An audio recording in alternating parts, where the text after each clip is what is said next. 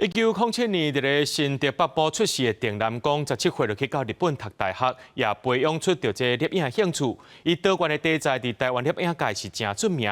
新竹县特别举办郑南光影像展览，希望透过42件作品，带大家登到20世纪的台湾社会。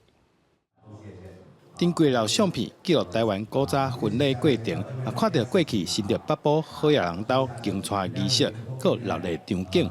这拢是出身新竹北部的台湾摄影先辈郑南光的作品。透过相机以幼路影像语言，记录早期台湾民间生活。伫郑南光影像纪念馆展出老师42张作品。光1万多张的这照片里面去区分出我们的春夏秋冬4季来做一个时光的一个记忆。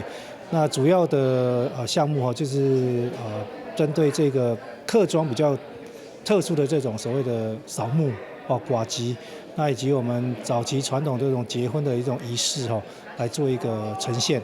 新竹县文化局指出，郑南光影像纪念馆是1926年起的，原底是郑氏家族的故居，目前是新竹县重要的历史建筑。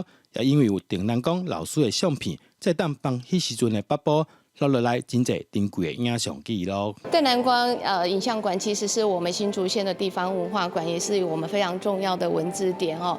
那今天办这个时光记忆有关邓南光老师的一个4季的一个风景。